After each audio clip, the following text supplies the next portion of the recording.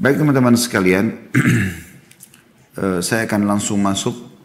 Untuk kali ini saya tidak mengulangi hadis tentang kisah Nabi Musa alaihissalam dengan Khidir, karena ini kisah yang masyhur dan juga bahasan kita cukup panjang hadis pada hari ini. Semoga Allah SWT berkahi. Maka saya akan langsung masuk membaca hadisnya, terjemahan, dan insya Allah kita coba mengambil mutiara-mutiara ilmu dari hadis yang mulia ini.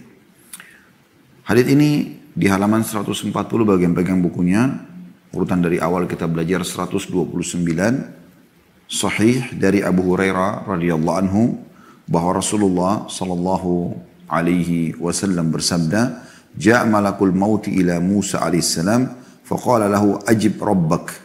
Qala falatama Musa alaihissalam 'aina malakil maut fafaqa'aha.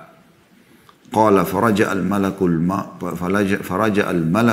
إلى الله تعالى فقال إنك أرسلتني إلى عبد لك لا يريد الموت وقد فقع عيني قال فرد الله إليه عينه وقال ارجع إلى عبدي فقل الحياة تريد فإن كنت تريد الحياة فضع يدك على متن ثور فما توارت يدك من شعره فإنك تعيش بها سنة قال ثم مه قال ثم تموت قال فالآن من قريب ربي أمتني من الأرض المقدسة رمية بحجر.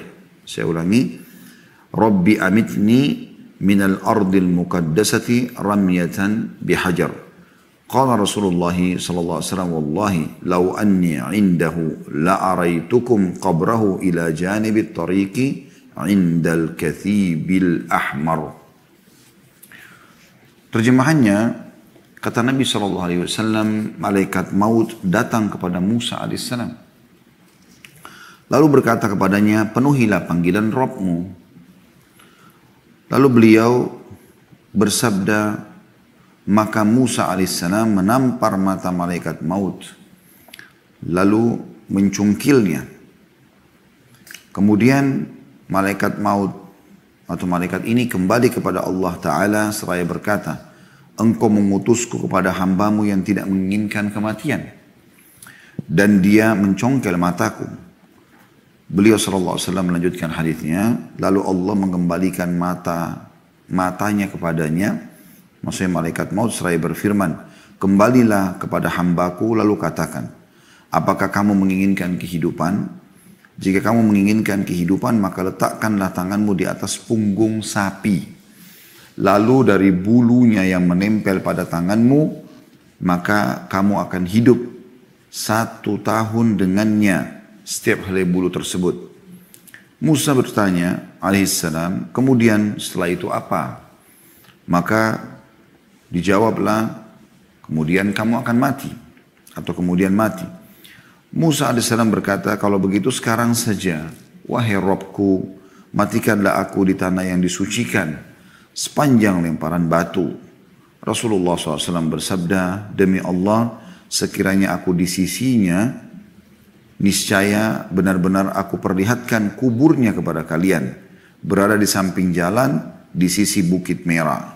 Hadis ini riwayat Bukhari dan Muslim.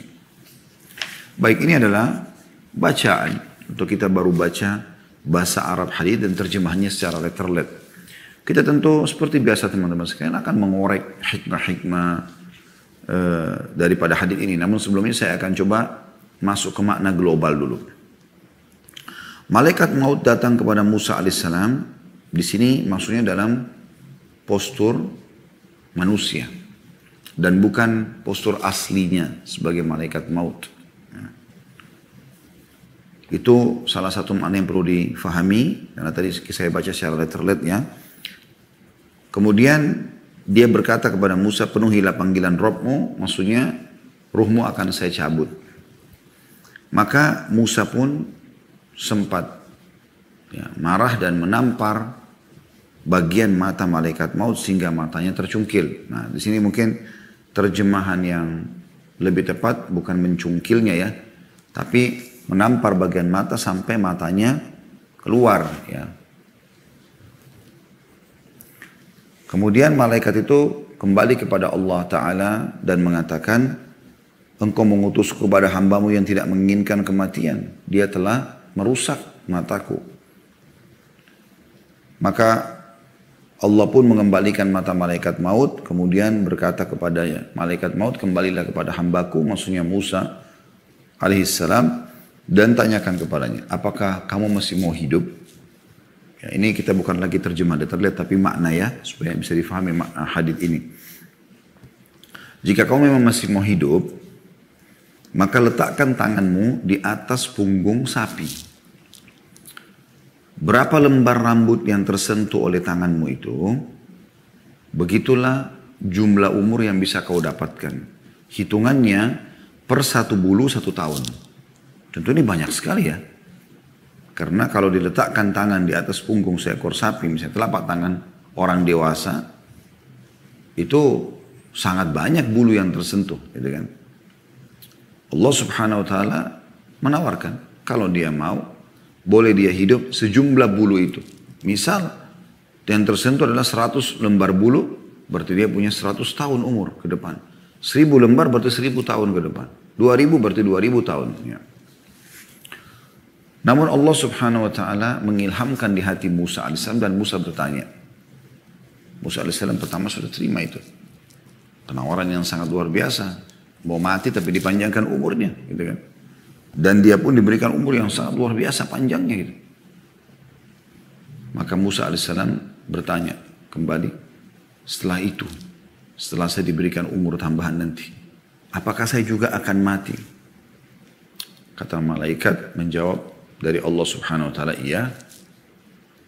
Maka dia pun mengatakan, kalau begitu, wahai Tuhanku, dia berdoa kepada Allah Subhanahu wa taala, matikanlah aku sekarang. Hanya saja aku minta agar aku dikuburkan di dekat Baitul Maqdis di Palestina. Dekat Baitul Maqdis di Palestina. Masjid Aqsa, ya. Ukuran lemparan batu. Jadi sejauh apa batu bisa dilemparin dari Baitul Maqdis, maka disitulah aku diwafatkan dan minta untuk dikuburkan. Maka Allah Subhanahu wa taala pun mengabulkan permintaannya. Lalu kemudian Nabi Muhammad SAW menutup hadis sambil mengatakan, demi Allah, kalau seandainya saya pas ada di sana, di Baitul Maqdis, saya akan tunjukkan kepada kalian kuburannya Musa. Berada di pinggir jalan, ya, di atas tanah yang berwarna merah. Ini makna hadis. Saya berharap teman-teman sekalian yang mengikuti acara kita ini, insya Allah, baik yang live ataupun setelahnya, sudah bisa memahami makna global hadis. Tadi kan kita baru membaca secara letter-let. Baik. Sekarang teman-teman kita lebih dalam untuk mempelajari hadis ini dan insya Allah mengambil hikmah-hikmah, pelajaran-pelajaran, mutiara-mutiara yang sangat mahal. Yang pertama, bahwasanya semua jiwa pasti akan mati. Tidak terkecuali. Termasuk para nabi-nabi. Karena Allah Subhanahu wa taala menjelaskan dalam Al-Qur'an, a'udzubillahi minasyaitonir rajim, kullu nafsin dha'iqatul maut. Semua jiwa pasti akan meninggal. Bahkan manusia terbaik pun, yaitu Nabi Muhammad SAW, meninggal dunia. Dan kisahnya sudah sangat masyhur di tengah-tengah umat Islam. Beliau meninggal dan sampai hari ini kuburannya pun masih bisa diziarahi oleh umatnya. Bahkan disunnahkan kita untuk menziarahi kuburan beliau, mengucapkan salam kepada beliau SAW. Berarti semua orang akan meninggal. Semua orang akan menemui ajalnya dan akan dieksekusi oleh malaikat maut. Hanya saja teman-teman sekalian, kita akan bicara di mutiara yang pertama ini tentang masalah kepastiannya mati, insya Allah, dengan dalil-dalilnya. Setelah itu kita akan kembali untuk ke mutiara yang kedua, yang ketiga, dan seterusnya. Seperti biasa tentunya. Maka saya akan coba teman-teman sekalian, biidznillah, coba mengangkat bahasan khusus dulu tentang masalah kematian. Kita perlu ketahui teman-teman sekalian, ya, tadi yang saya bacakan ayat itu dalam surah Al-Imran ayat 185 ya. Kembali saya ingatkan, A'udzubillahi minasyaitonirrajim, kullu nafsin dha'iqatul maut. Lanjutannya, wa innama tuwaffawna ujurakum yawmal qiyamah faman zuhziha 'anil nari wa udkhilal jannata faqad faz wa mal hayatud dunya illa mata'ul gurur. Tiap-tiap yang berjiwa akan merasakan mati. Dan sesungguhnya pada hari kiamat disempurnakan pahala kalian. Balasan kalian akan dapat. Barang siapa yang dijauhkan dari neraka dan dimasukkan ke dalam surga, maka sungguh ia telah beruntung. Ketahuilah, kata Allah SWT, kehidupan dunia itu tidak lain hanyalah kesenangan yang memberdayakan. Dan ini tidak mungkin luput dari siapapun. Termasuk Nabi Muhammad SAW tadi saya katakan, dan Allah ceritakan itu dalam surah Az-Zumar ayat 30. Surah Az-Zumar ayat 30. A'udzu billahi minasyaitonir rajim, innaka mayyitun wa innahum mayyitun. Kau hai Muhammad akan mati dan mereka pun akan mati. Maksudnya selain daripada kamu semua juga akan mati. Juga Allah memastikan hal tersebut dalam surah Al-Anbiya, surah Al-Anbiya ayat 34 sampai 35. Yang bunyinya, A'udzu billahi minasyaitonir rajim, wa ma ja'alna li basyarin min qablikal khuld afa in mitta fahumul khalidun kullu nafsin dha'iqatul maut wa nabluukum bisyarri wal khairi fitnatan wa ilaina turja'un. Al-Anbiya 34-35. Artinya, kami tidak menjadikan hidup abadi bagi seorang manusia pun sebelum kau, hai Muhammad. Artinya jangankan kamu, semua orang sebelummu pun mati. Sesudahmu pun akan mati. Kamu juga akan mati. Maka jikalau kau mati, apakah mereka akan kekal? Orang-orang kafir, orang munafik itu. Maka tiap-tiap jiwa akan merasakan kematian. Kami akan menguji kamu dengan kebaikan dan keburukan sebagai cobaan yang sebenar-benarnya. Dan hanya kepada kamilah kamu dikembalikan. Maksudnya, nikmat apakah kau syukuri, cobaan apakah kamu bersabar. Karena pernah kita jelaskan teman-teman sekalian, di dalam konsep agama kita, harus berimbang antara nikmat yang kita nikmati dan kita syukuri dengan cobaan yang kita sabari. Ya, ada orang mau nikmat tapi tidak mau ada cobaan. Tidak bisa. Allah SWT sudah mengatakan dalam ayat ini, kami pasti akan menguji kamu dengan kebaikan dan keburukan. Sesuatu yang kau senangi dan kau tidak senangi. Ada saatnya kamu kenyang, ada saatnya kamu lapar, ada saatnya kamu sehat, ada saatnya kamu sakit. Ada saatnya kamu muda kuat, ada saatnya kamu tua. Ada saatnya kamu hidup, ada saatnya kamu mati. Ya, gitu. Nah di sini kita, pada saat nikmat ada, kita bersyukur. Pada saat cobaan ada, kita bersabar. Ya, seperti itu. Dan ini harus berimbang ya. Mati ini teman-teman sekalian, digambarkan juga oleh Allah Subhanahu wa taala tidak akan luput dari siapapun dalam surah An-Nisa ayat 78. Surah An-Nisa ayat 78. Silakan dibuka di aplikasi handphonenya yang bunyinya A'udzu billahi minasyaitonir rajim. Ainama takunu yudrikkumul mautu walau kuntum fi burujim musyayyadah. Dimanapun kamu berada, pasti mati akan mendatangi kamu. Kendati pun kamu berada di benteng yang tinggi juga kokoh. Jadi walaupun berusaha sembunyi dimanapun, pasti akan datang malaikat maut mencabut ruh. Demikian pula dengan surah Al-Jumu'ah ayat 8. Allah Subhanahu wa taala gambarkan lagi. A'udzu billahi minasyaitonir rajim. Qul innal mauta alladzi tafirruna minhu fa innahu mulaqikum. ثم تردون إلى عالم الغيب والشهادة فينبئكم بما كنتم تعملون. Sesungguhnya kematian yang kamu lari daripadanya pasti akan menemuimu. Kemudian kamu akan dikembalikan kepada Allah yang mengetahui yang gaib dan yang nyata. Lalu dia beritakan kepadamu apa yang telah kamu kerjakan. Ayat lagi jelaskan pasti akan mati dan saat itulah mulai ada hisab. Mulai kita lihat Apapun teman-teman yang kita kerjakan di muka bumi ini, dari kebaikan sekecil apapun kita akan temukan itu. Wa may ya'mal mithqala dzarratin khairan yara.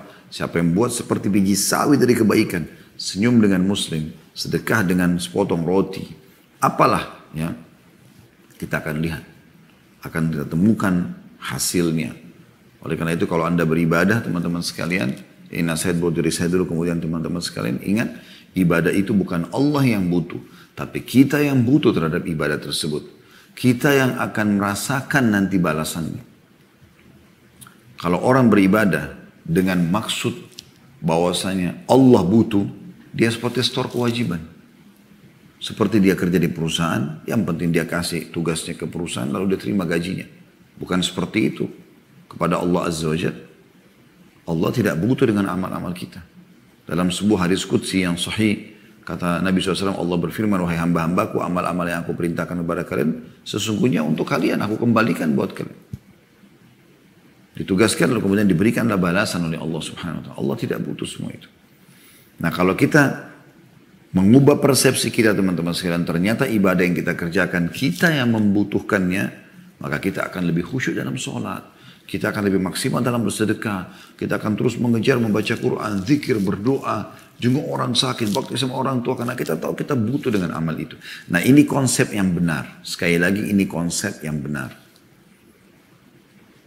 Yang butuh amal Anda adalah Anda sendiri. Jangan sia-siakan itu. Jangan seperti store kewajiban kepada Allah. Tapi memang sebagai bentuk kepatuhan kepada Allah Subhanahu wa Ta'ala.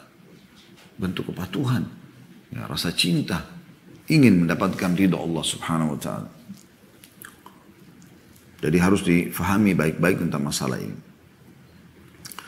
Kita akan terima semua itu, ya, dan Allah SWT akan beritahu. Begitu juga dengan amal buruk, sekecil apapun dari dosa yang kita lakukan, Allah SWT mengatakan, wa may ya'mal mithqala dzarratin syarran yara. Siapa yang berbuat seperti biji sawi dari keburukan, dia pasti juga akan melihatnya. Ya. Ayat yang lain tentang masalah kematian, surah Qaf ayat 19. Surah Qaf ayat 19 yang bunyinya, a'udzubillahi minasyaitonirrajim, wa ja'at sakratul mauti bil haqq dzalika ma kunta minhu tahid. Datanglah sakaratil maut, proses pencabutan ruh itu, dengan sebenar-benarnya, kata Allah. Itulah yang kamu selalu lari darinya. Ya. Manusia selalu berusaha lari, tapi tidak akan mungkin dia bisa lari. Ini semua dalil jelas, ayat demi ayat kita bacakan. Ya. Jadi nggak mungkin orang luput dari kematian tersebut. Kemudian juga dalam surah Al-Waqi'ah ayat 60. Surah Al-Waqi'ah ayat 60. Renungi baik-baik teman-teman. Allah Subhanahu wa Ta'ala berfirman, a'udzu billahi minasyaitonir rajim, nahnu qaddarna bainakumul mauta. A'udzu billahi minasyaitonir rajim. Bunyinya, nahnu qaddarna bainakumul mauta wa ma nahnu bimasbukhin. Al-ayah, yang artinya kami telah menentukan kematian di antara kamu, pasti semua mati. Dan kami sekali-kali tidak dapat dikalahkan. Mau ototnya besar, mau kaya raya, mau punya prajurit banyak, mati. Gak bisa luput dari itu. Ya. Jadi kita sebenarnya ini adalah calon-calon mayit semuanya. Ya. Itu predikat abadi, calon mayit. Kemudian juga Al-Waqi'ah, masih surah yang sama. Kalau tadi ayat 60, ada juga diulangnya Allah SWT ayat 83 sampai 87. Ini tentang prosesi ruh yang keluar. Al-Waqi'ah 83 sampai 87. A'udzu billahi minasyaitonir rajim. Falaula idza balagatil hulqum wa antum hina idzin tanzurun wa nahnu aqrabu ilaihi minkum walakin la tubsirun. Falaula in kuntum ghaira madinina tarji'unaha in kuntum sadiqin. Allahu Akbar. Artinya, maka mengapa ketika nyawa sampai ke kerongkongan, padahal kamu pada saat itu melihat, bagaimana pada saat nanti ruhmu sampai di kerongkongan, dan kau lihat, kita semua akan menyaksikan itu. Malaikat maut cuma kita yang lihat, orang lain tidak lihat. Lalu kemudian dia cabut ruh sampai ke kerongkongan, kita rasakan dikeluarkan. Padahal kamu ketika itu melihatnya, dan kami lebih dekat kepadanya daripada kamu. Maksudnya kami kalau Allah menggunakan kata kami berarti Allah memerintahkan para malaikat lebih dekat kepada calon mayit ini daripada kamu. Walaupun kita berdiri di sebelah dia, malaikat maut tetap lebih dekat kepada si mayit tadi. Lebih rapat. Tapi kamu tidak melihat. Maka mengapa jika kamu tidak dikuasai, kamu tidak mengembalikannya? Kenapa kalau memang kau ini sebenarnya tidak dikuasai, maksudnya bukan dimiliki oleh Allah? Kenapa kamu tidak kembalikan ruh itu, nyawa itu ke tempatnya? Jika kamu adalah orang-orang yang benar. Sebenarnya makna madinin juga adalah, kalau kau tidak meyakini mati itu akan datang. Baik, orang yang pas mau mati, coba kembalikan ruhnya pada dia. Kan hampir setiap hari ada orang mati kan. Apalagi teman-teman yang berhadapan dengan rumah sakit segala macam. Tahu masalah itu. Coba kalau memang betul kematian itu bukan tanda dikuasainya seorang hamba oleh penciptanya, coba kembalikan. Mereka itu tidak mampu. Ya. Jadi ini diantara dari ayat Al-Quran yang jelas sekali bahwasanya mati itu akan ada. Dari hadis Nabi SAW cukup banyak sekali. Di antaranya hadis yang masyhur, hadis diriwayatkan oleh Tirmidzi,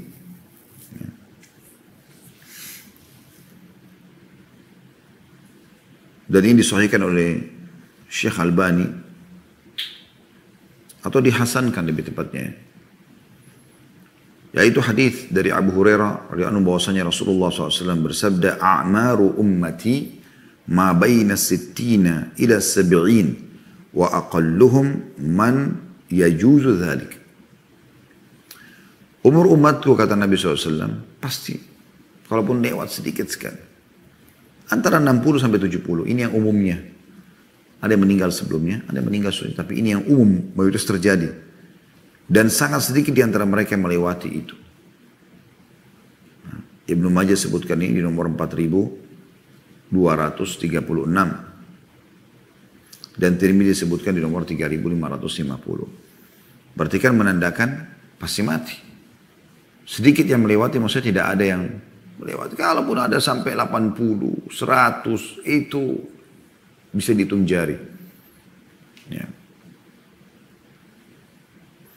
Dan Nabi SAW sudah mengingatkan kepada kita teman-teman, kenapa kita pelajari poin ini? Kenapa kita jadikan sebagai poin pertama? Padahal kita bisa membahas sebenarnya tentang Nabi Musa. Kita bisa bahas tentang malaikat maut. Tapi saya tidak meletakkan itu di poin-poin pertama. Karena bagi saya ini mutiara termahal ini. Terlalu banyak orang lalai. Setiap hari pada saat bangun program di pikirannya dosa. Maksiat kepada Allah Subhanahu Wa Taala. Padahal dia makin dekat dengan kuburnya. Tidak ada tempat untuk lari. Mau lari kemana? Terus lalai. Bahkan sudah tua pun, sudah rabun matanya, mungkin sudah memutih rambutnya. Sudah melemah badannya. Makin jadi-jadi dengan kemaksiatan kepada Allah SWT. Kata Nabi SAW dalam hadis yang sahih diriwayatkan Ibnu Majah, An-Nasai, Ahmad, semuanya meriwayatkan rahimahullah, dan ini hadis sahih. Kata baginda Nabi SAW, "Akthiru dzikra hadimir radzat," yakni al-maut.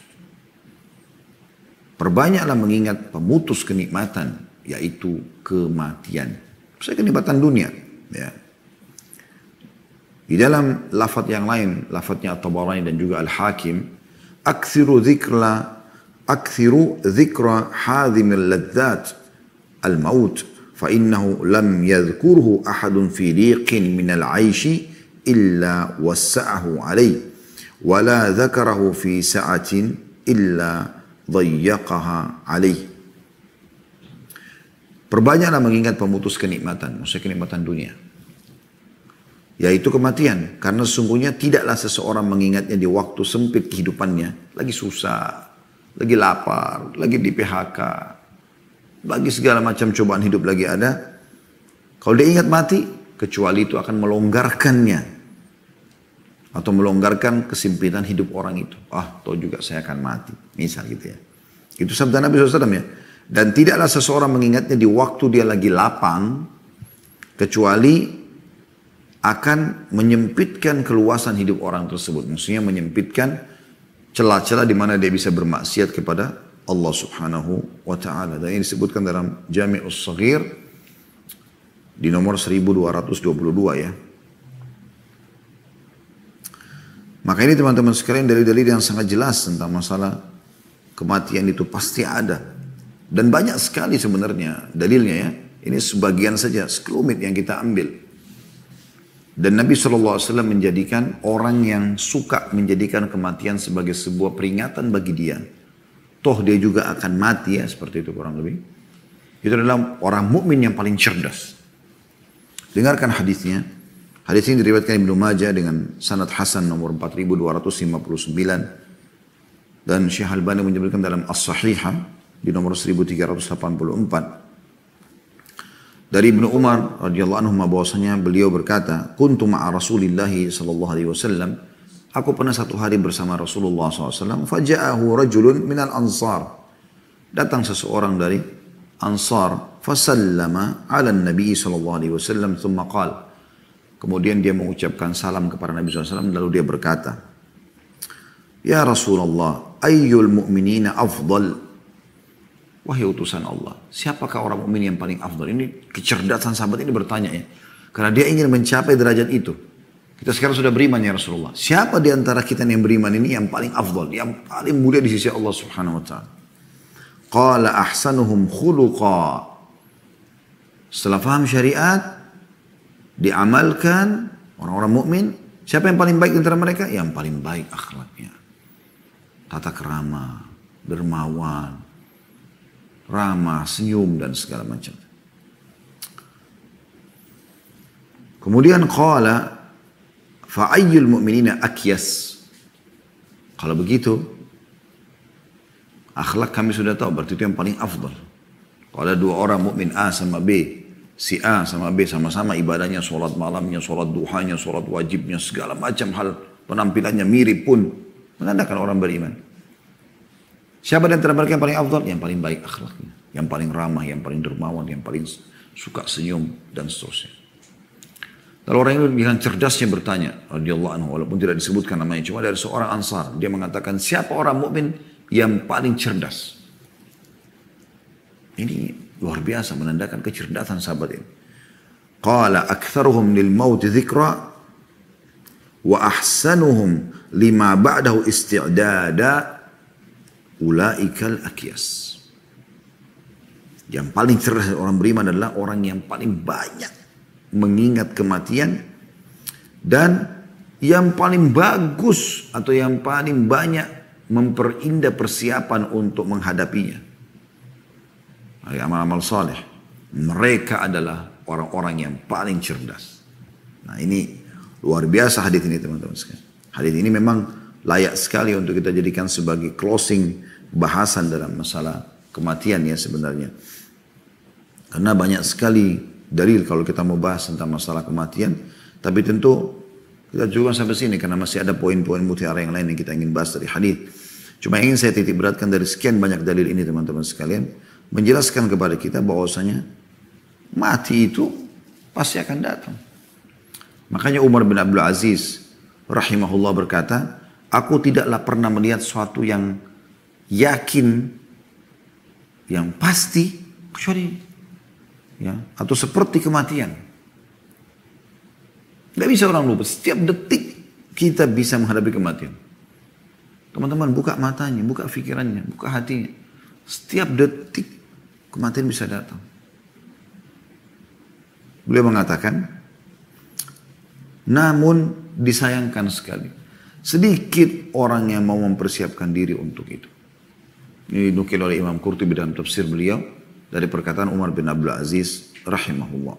Ya. Jadi ini luar biasa teman-teman sekalian bagaimana mereka mengingatkan satu sama yang lain ya. Rabi' bin Haytham rahimahullah, salah satu tabi'in yang masyhur. Beliau teman-teman sekalian menggali sebuah liang lahat ya di belakang rumahnya. Bisa kita bahasakan kuburan, tapi sebenarnya lebih tepat yang lahat, karena dia bukan untuk dikubur di situ sebenarnya. Hanya dijadikan sebagai bahan muhasabah. Setiap hari dia masuk ke lubang tersebut, dia duduk sendirian merenung dinding kuburan yang sempit tanah. Lalu dia membaca firman Allah Subhanahu wa taala, qala rabbi irji'un la'alli a'malu salihan fima tarakt. Ada ayat yang menjelaskan tentang nanti akan ada orang-orang yang menyesal pada hari kiamat. Semoga kita tidak termasuk ini ya. Dia mengatakan, wahai Tuhanku, kembalikanlah aku ke dunia lagi. Untuk apa? Untuk duduk lagi sama istri, suami, anak-anak, untuk mengembangkan usahaku, untuk membangun instansi yang aku sudah programkan, untuk masuk ke ajang politik bersaing lagi, supaya aku bisa jadi presiden, jadi menteri, jadi... Bukan. La'alli a'malu salihan fima tarakt. Semoga pada saat kau kembalikan aku ya Tuhanku, aku bisa mengerjakan amal soleh yang dulu aku tinggalkan. Yang dia nyesali nanti, yang kita sesali, na'udzubillah teman-teman, pada saat meninggal itu, kok dulu sholat duha aku itu ada yang luput ya, kok dulu aku tidak sempat sholat di masjidnya, kok itu ada orang miskin tidak sempat aku sedekah, kok orang tua aku nggak sempat aku bakti, kok teman-temanku yang sakit aku tidak jenguk, kok kenapa majelis ilmu yang itu aku tidak hadiri. Itu yang orang sesali pada saat mati. Berharap kembali ke dunia, sujud sekali lalu mati. Saking butuhnya dengan amal saleh. Beruntung sekali teman-teman sekalian. Orang-orang yang betul-betul mengisi waktunya dengan baik. Mengisi waktunya dengan baik. Hasan Basri berkata, wahai anak Adam, kau ini hanya hitungan. Kau ini hitungan. Setiap kali kau bangun di pagi hari, berkuranglah hitunganmu itu. Jangan ikuti orang muslim, sibuk ulang tahun, makin jadi-jadi. Makin jadi-jadi. Makin di ulang tahun, mabuk-mabukan, makin berzina, makin na'udzubillah min dzalik. Selain memang ulang tahunnya tidak ada dalam Islam. Ada ulang tahun dalam Islam, tradisi mereka. Tiup lilin, makan kue, pesta-pesta. Akhi dan ukhti. Bertambah satu hari saja, syukuri kepada Allah Subhanahu wa ta'ala. Dan bergegas kalau punya dosa, taubat. Bergegas mau menyempurnakan ibadah kalau tadinya kita belum beribadah. Sampai Ibnu Hajar rahimahullah mengatakan, sudah semestinya seorang mukmin mengejar amal-amal ibadah dia yang berkurang, yang kurang. Bahkan yang bisa diqadha sama dia. Kalau memang ada yang bisa diqadha, tentu tidak semuanya ya. Misal dia udah biasa baca istighfar satu hari 100 kali. Menjalankan sunnah Nabi SAW. Satu hari dia lalai, dia sakit, dia nggak sempat. Tiba hari kedua, nggak ada salahnya dia membaca lagi istighfar itu. Segera, karena kemarin dia tidak sempat baca. Atau hari ini dia baca 200 karena kemarin 100 luput misalnya. Semoga Allah Subhanahu wa ta'ala mencatatkan bagi dia. Ya. Juga sisi yang lain, kematian itu bagi orang beriman ini, yang memang mempersiapkan dirinya beramal saleh, adalah awal segalanya. Awal segalanya.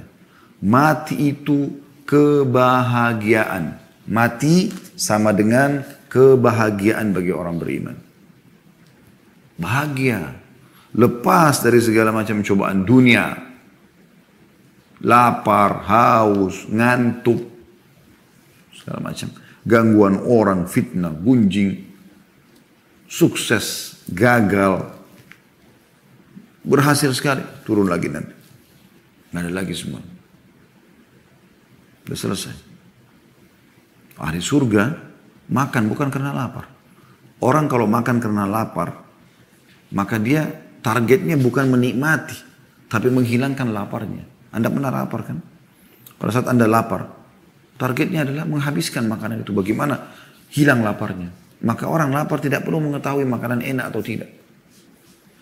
Tapi kalau orang tidak lapar, maka dia akan nikmati makanan. Begitu keadaan ahli surga. Mereka makan bukan karena lapar.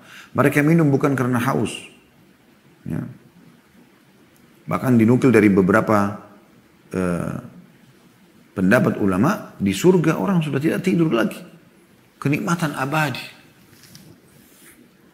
Luar biasa kenikmatan yang selalu selamanya kata Allah SWT khalidina fiha. Kita sedang menuju kepada itu. Makanya para salaf kalau ada yang mau meninggal antara mereka, teman-temannya datang mengatakan berita gembira buat kamu. Kok orang mau mati dibilang berita gembira? Kalau kita yang belum paham agama kadang-kadang nangis-nangis. Enggak.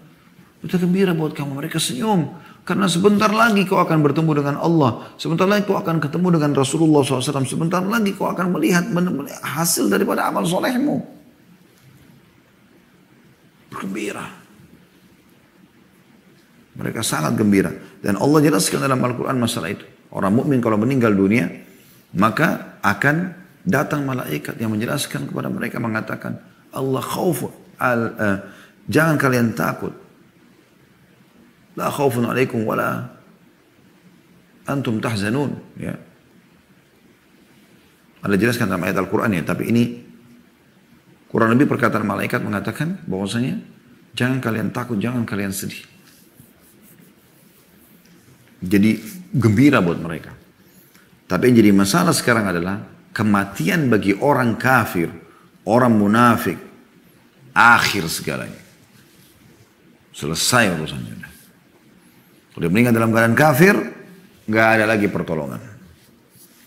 Anaknya yang muslim, biar doakan dia nggak ada gunanya. Nggak bisa lagi. Jadi musibah paling besar, naudzubillah. Orang meninggal dalam keadaan ini. Makanya Allah SWT mengatakan, وَلَا تَمُوتُنَّ إِلَّا وَأَنْتُمْ muslimun. Ini tiket paling mahal. Jangan pernah kalian meninggal dunia kecuali dalam keadaan Islam. Karena walaupun dia bermaksiat kepada Allah Subhanahu Wa Taala, selama dia belum membatalkan keislamannya, meninggal dalam keadaan berzina, minum khamr, mencuri, segala macam. Kalau dia tidak sempat taubat dan berat, amal solehnya tidak mencukupi untuk mengimbangi nanti itu ditimbangan amal, dia masuk neraka dulu. Tapi diistilahkan dengan usatul mukminin, mereka ahli maksiat dari orang-orang kalangan orang beriman, setelah bersih dosanya akan dimasukkan ke dalam surga.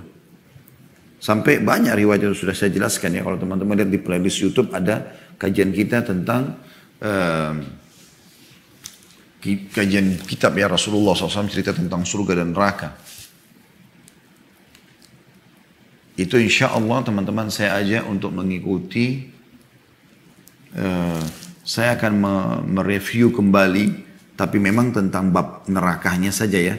Itu di hari Senin sore, 3:30 sore, waktu Indonesia Barat insya Allah kita ada kajian membahas kumpulan doa-doa sesuai dengan Al-Quran dan Sunnah. Dan itu ada, kita sekarang sedang membahas doa akhir, di tasyahud akhir sebelum salam. Nah di antara doakan itu, Allahumma inni a'udzubika min adzabil kubur. Kemarin sudah kita jelaskan tentang masalah kuburan. Nanti kita akan masuk insya Allah Senin akan datang nih, wa'udzubika min adzabi jahannam. Dan jauhkan kami dari siksa api neraka jahannam. Itu akan kita jelaskan juga. Nah, orang-orang beriman yang bermaksiat, di situ disebutkan banyak riwayat, mereka kalau dia orang beriman akan keluar dari neraka. Dan mereka akan dicelupkan, dimasukkan ke sungai atau laut kehidupan, sungai kehidupan. Maka mereka akan tumbuh, ya, bersih dari luka-luka mereka segala macam itu, sebagaimana tumbuhnya tanaman di saluran air. Berwarna kuning-kuning, kata Nabi SAW, tidakkah kalian melihat mereka tumbuh seperti berwarna kuning kehijauan dan masih lemas? Nah, seperti itu kurang lebih. Tapi bagi orang kafir, naudzubillah selamanya. Tentu juga kita sebagai orang beriman teman-teman, jangan terus lalai dalam kemaksiatan. Karena kalau kita lalai dalam kemaksiatan selalu saja tidak mau taubat, maka kita akan merasakan neraka dulu, naudzubillah. Sebelumnya sisa kubur. Untuk apa? Kenapa enggak langsung jadi orang selamat aja? Ya kan? Jangan menjadi orang yang merepotkan diri. Maka jadilah orang mukmin yang cerdas. Setiap hari dia akan mengisi hari-hari, detik-detik hidupnya, semua persiapan amal yang akan dia lakukan. Dan ingat, sekali lagi ingat saudaraku seiman, amal yang Anda lakukan untuk Anda, Allah tidak butuh. Sehingga maksimalkan. Ini mutiara pertama dari hadis yang kita ambil. Mutiara yang kedua, sebenarnya sudah saya singgung pada pertemuan yang sebelumnya, tentang masalah Musa alaihissalam. Musa alaihissalam termasuk nabi dari ulul azm. Ada 124 ribu nabi, diantaranya 313 rasul. Sudah sering saya jelaskan perbedaan nabi sama rasul. Kalau nabi, seseorang yang Allah utus tidak membawa syariat baru, tapi mengingatkan kaumnya apa yang disampaikan oleh nabi dan rasul sebelumnya. Kalau rasul, seseorang yang membawa syariat baru, menghapus syariat sebelumnya. Makanya rasul jumlahnya sedikit. 124 ribu nabi, diantaranya 313 rasul. Yang wajib kita imani, tahu kisahnya, tahu namanya. Ya, 25 nabi dan rasul. Makanya Allah katakan dalam Al-Quran, ada di antara mereka yang sudah kami ceritakan, hai Muhammad, ada di antara mereka yang juga yang belum kami ceritakan kepadamu dan umatmu. Yang jelas, teman-teman sekalian, dari 25 nabi dan rasul ini, mengerucut lagi ada pemimpin mereka, dikenal dengan ulul azm 5. Ya, Nuh, Ibrahim, Musa, Isa, Muhammad alaihi wassalatu wassalam. 5 ini. Nanti ngerucut lagi, yang paling afdal di antara 5 ini adalah Muhammad sallallahu alaihi wa ala alihi wa sahbihi wasallam. Nabi kita yang mulia. Kekasih kita semua, kasih orang beriman tentunya. Semoga Allah satukan kita bersama beliau di surga ya, tertinggi insya Allah. Nah, Nabi Musa adalah satu dari nabi-nabi ulul azm terpilih, gitu kan. Makanya namanya sangat banyak disebutkan dalam Al-Quran.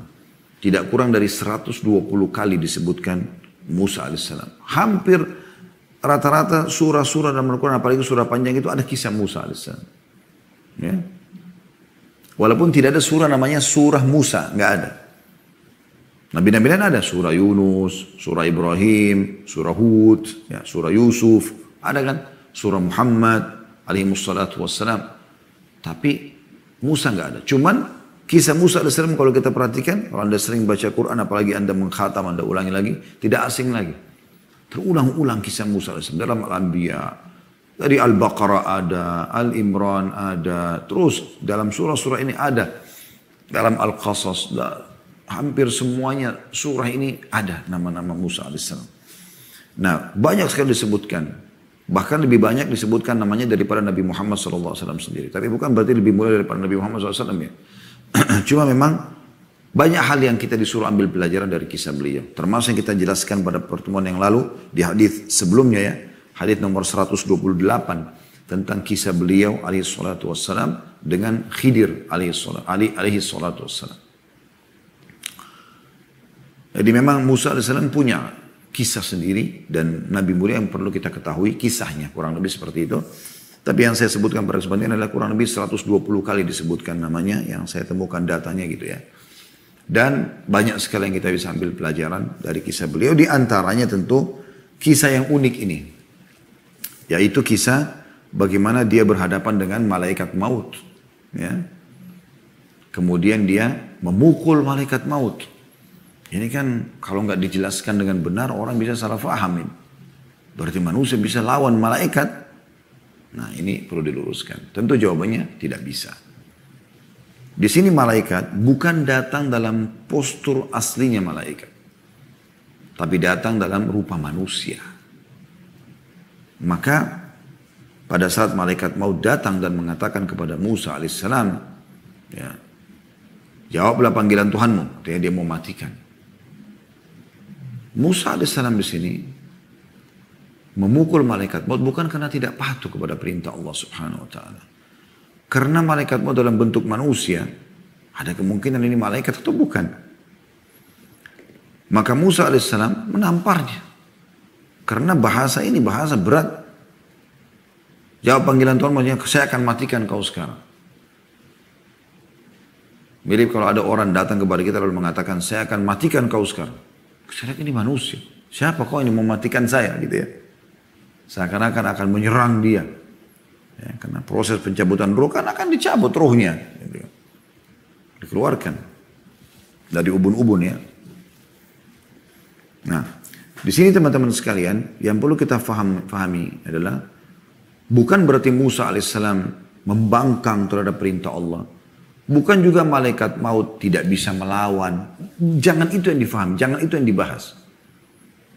Yang kita sedang bahas adalah bagaimana mukjizat Nabi Muhammad SAW dalam menyampaikan apa yang terjadi tentang Musa AS di akhir hidupnya. Mukjizatnya di sini. Karena kalau bukan mukjizat Nabi Muhammad SAW tidak sampai kepada kita informasi ini. Sebagaimana juga kisah beliau sama Khidir alaihi wassalam. Itu satu sisi. Sisi yang lain, di sini Musa alaihissalam manusia biasa. Datang manusia kepada dia lalu tiba-tiba mengatakan, kau akan saya matikan. Maka yang terjadi dia melawan gitu kan.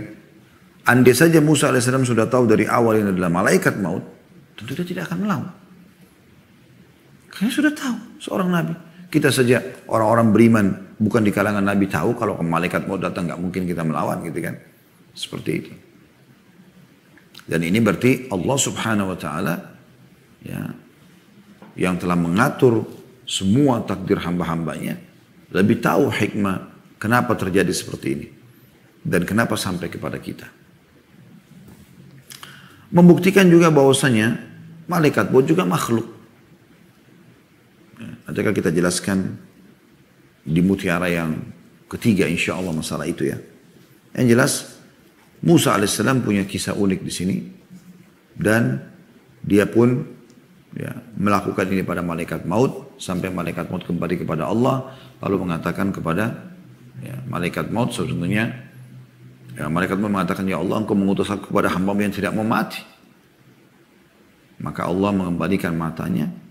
Setelah itu ya Allah subhanahu wa ta'ala mengatakan kembalilah kepada hamba-Ku dan katakan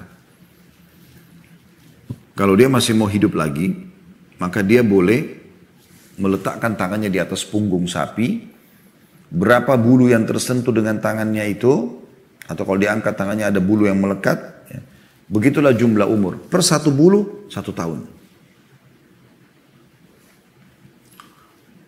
Maka malaikat maut kembali lalu menyampaikan itu. Disitulah Musa alaihissalam mengatakan, baiklah kalau gitu sudah ada informasi. Ya, sekarang dia sudah lebih menyadari tentang malaikat maut ini memang utusan Allah subhanahu wa ta'ala. Maka dia pun mengatakan, kalau setelah itu apa lagi? Setelah saya dikasih umur yang panjang tambahan pun per 1 bulu 1 tahun. Kata malaikat maut, kau akan mati. Maka kata Musa alaihissalam, kalau gitu matikan saya sekarang. Kemudian dia minta kepada Allah SWT agar dimatikan jarak lemparan batu dari Baitul Maqdis atau Masjid Aqsa.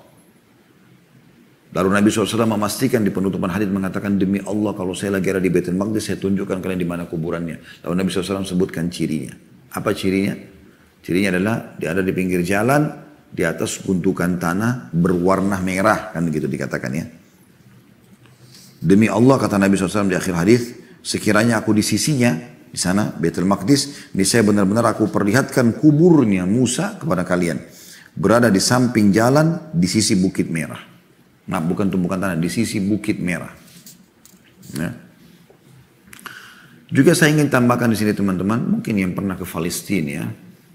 Kami pun di Uhud Tour, di travel kami, bolak-balik Alhamdulillah kita berangkat ke sana.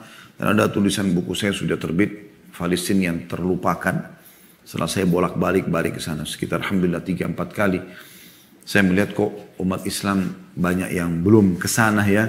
Karena sebenarnya ke sana itu termasuk bagian salah satu masjid yang kita dianjurkan untuk mendatangi Baitul Maqdis ya. Nah, di sini teman-teman sekalian ada sering tour city dilakukan dan itu saya lihat hampir semua travel yang dari Indonesia pun dari Malaysia yang masuk ke Palestina mengambil paket itu. Mereka sering mendatangi makam-makam. Ya. Makam Nabi Yunus. Di satu wilayah ya. Sehingga saya namanya Haihul ya. Atau lupa saya nama kotanya itu. Terus kemudian makam Nabi Musa. Ya. Subhanallah waktu awal saya masuk Palestina dulu. Saya bimbing jemaah. Saya ikutin itu. Semua satu paket. Namun tujuannya bukan untuk mendatangi makam-makam ini. Tapi saya ingin tahu dan saya tanya. Saya tanya penjaganya, orang Palestina, karena ngerti bahasa Arab. Alhamdulillah saya tanya dia. Sebenarnya saya mau tanya. Ini makam, maksudnya prasasti, atau kuburan. Pernyataan mereka sendiri teman-teman, perhatikan baik-baik. Para penjaga makam itu mengatakan ini adalah prasasti. Nggak ada kuburan di bawahnya, itu nggak ada. Nah ini penting untuk digarisbawahi teman-teman sekalian. Jadi kalau satu waktu Anda ke Palestina, gak usah repot-repotkan diri untuk ke sana. Karena mereka namakan makam Nabi Musa, terus dibuatkanlah kayak kuburan begitu besar, ada masjidnya, jauh sekali dari Baitul Maqdis. Jauh sekali. Kalau seingat saya, kalau saya tidak salah antara 20 sampai 25 menit perjalanan dari Baitul Maqdis ke makamnya Nabi Musa. Yang mereka selalu datangi. Perhatikan apa hadis di sini berbunyi. Kuburan Nabi Musa alaihissalam berada jarak lemparan batu dari Baitul Maqdis. Ya. Lemparan batu itu sejauh apa sih? Gitu. 10 meter, 20 meter, anggap 100 meter misalnya. Sudah jauh sekali 100 meter kalau ada orang bisa melempar sampai 100 meter batu. Yang Anda percaya apa yang orang-orang buat dari khurafat seperti yang tersebar sekarang atau hadis Nabi SAW? Tentu harusnya kita percaya hadis Nabi SAW. Nabi SAW memastikan di sini.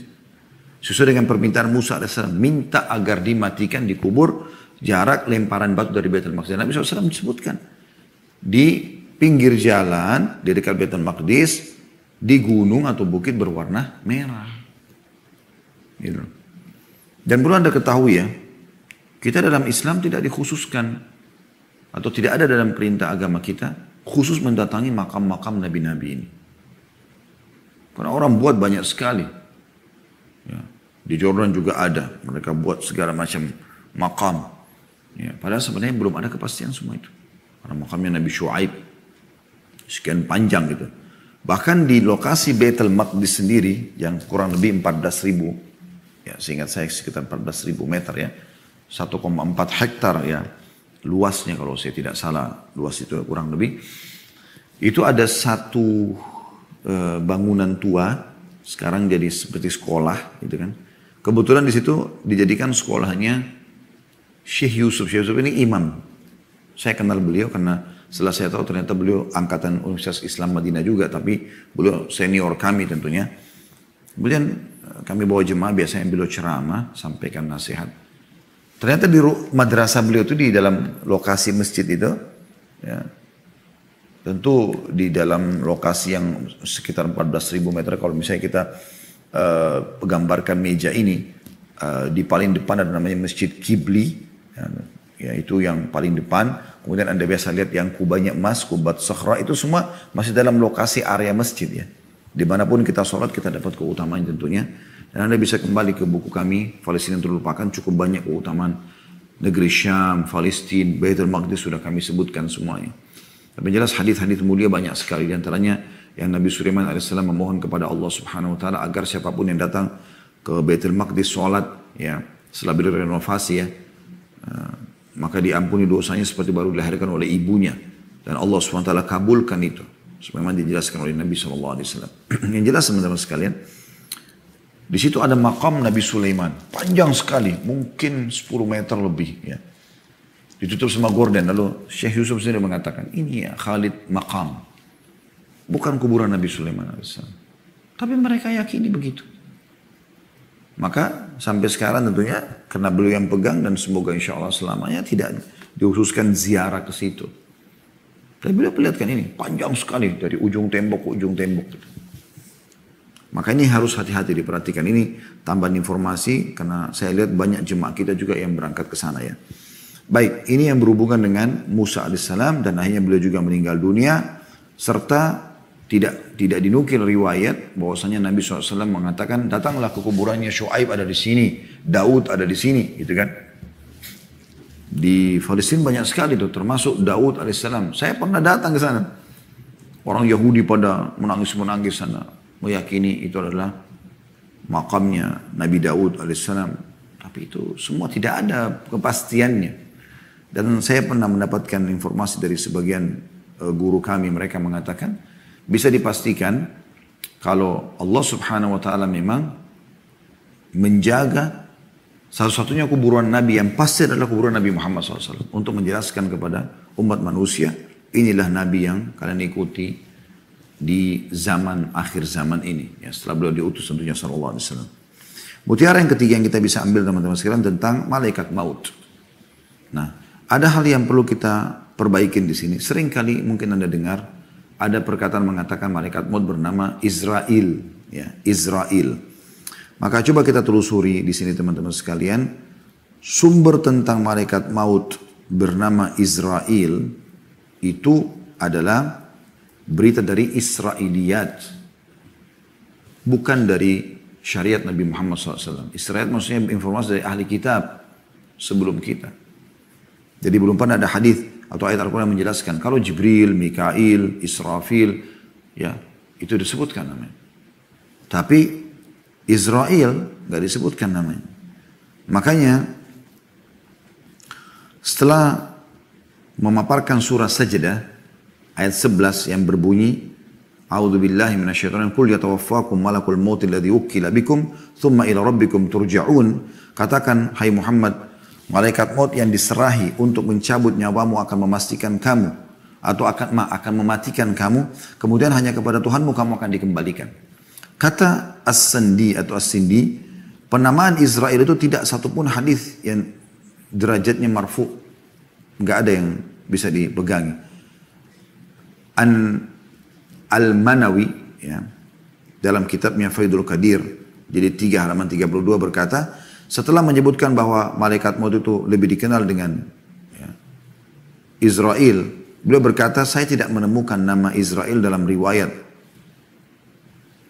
Syekh Albani ketika mengomentari pendapat At-Tahawi berkata, Imam Tahawi rahimahullah berkata, kami mengimani adanya malaikat maut, ya, yang ditugaskan untuk mencabut nyawa semesta alam, ya. Ya. Ini nama yang tertera dalam Al-Quran, maksudnya malaikat maut. Adapun penamaan malaikat maut dengan Israel sebagaimana yang sering dikenal manusia selama ini tidak ada sumber dasar dalilnya, akan tapi bersumber dari Israiliyat. Syekh Utsaimin rahimahullah, salah satu ulama Saudi yang sudah meninggal rahimahullah, berkata malaikat maut dikenal dengan nama Israel umumnya di masyarakat, namun ini tidak benar karena itu bersumber dari athar Israiliyat, maksudnya riwayat daripada orang-orang ahli kitab. Kita tidak wajib mengimani nama Israel tersebut. Jadi kami menamakan malaikat pencabut nyawa itu dengan malaikat maut. Karena Allah Ta'ala sendiri berfirman dalam surah Sajdah tadi, Qul yatawaffakum malakul maut alladzi wukkila bikum. Katakanlah malaikat maut, Allah menamakan dengan begitu, yang diserahi untuk mencabut nyawamu, untuk akan mematikan kamu. Ya, jadi ini perlu kita sampaikan tentang masalah nama ya, yang dipakai atau sering disebarluaskan oleh orang-orang ya, tentang masalah malaikat maut itu.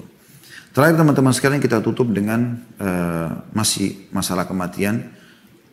Ada sering muncul pertanyaan teman-teman sekalian ya. Apakah malaikat maut itu satu atau banyak? Ya. Maka ini sering kali tersebar. Dan bagaimana kalau seandainya ada orang atau terjadi kasus mati massal seperti terjadi tsunami, terjadi banjir, longsor dan segala macam, atau peperangan, kena bom, hancur. Bagaimana prosesnya nih? Ya, seperti itulah. Sering kali muncul pertanyaan seperti itu. Maka perlu kita berikan rincian di sini teman-teman sekalian. Secara zahir, ayat-ayat Al-Quran yang menyebutkan tentang malaikat maut itu banyak. Ya. Ayat pertama misalnya dalam surah Al-An'am ayat 61. A'udzu billahi minasyaitonir rajim. Ini Al-An'am surah nomor 6 ayat 61 ya, yang bunyinya hatta idza jaa ahadakumul mautu tawaffathu rusuluna wa hum la yufarritun. Perhatikan kalimat rusuluna. Sehingga apabila datang kematian kepada salah seorang di antara kamu, ia diwafatkan oleh malaikat-malaikat kami. Allah menggunakan jamak di sini ya, yang tidak melalaikan kewajiban mereka. Secara zahir berarti pencabut nyawa banyak utusan Allah Subhanahu wa taala ya. Nah, Allah menggunakan rusul.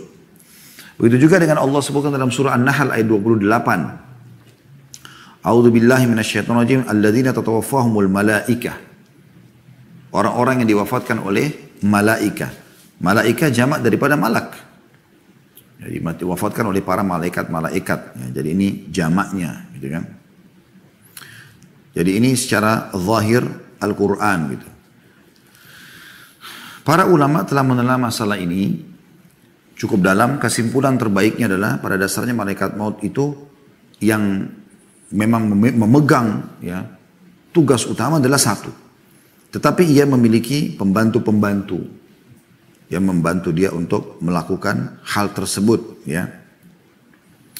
Itu sangat masyhur hadis Nabi SAW, sesungguhnya hamba mukmin dalam hadis Bukhari Muslim, kalau ia berpisah dengan dunia ini, innal abda al-mu'min idza kana fi inqita' min ad-dunya. Saya langsung terjemahkan saja karena waktu ya.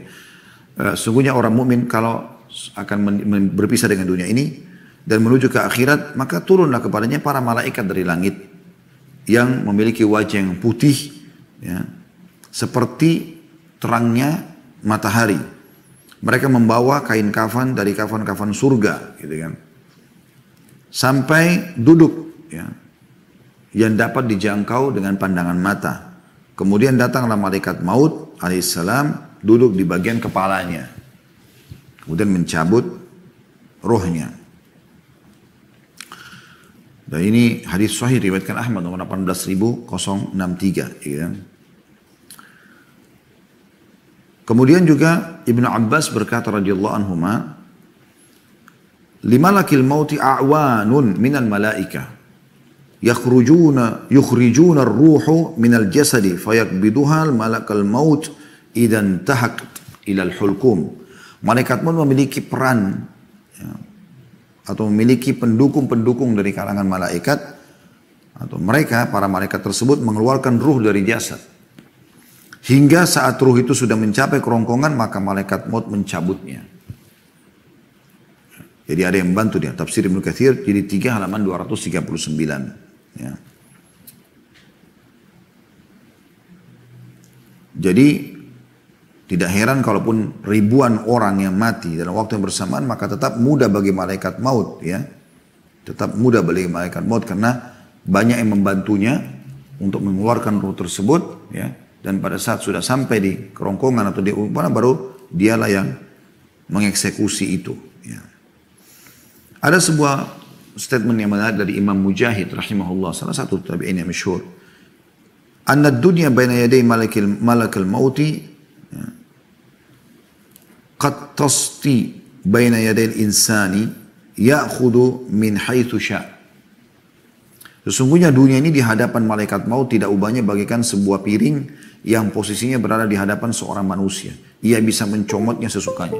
Dinukil oleh Qurtubi ya, di jilid 14 halaman 94. Jadi sekalipun jaraknya jutaan kilometer ya, maka malaikat maut memiliki postur tubuh yang besar menurut Imam Mujahid, dan dunia ini seperti wadah piring.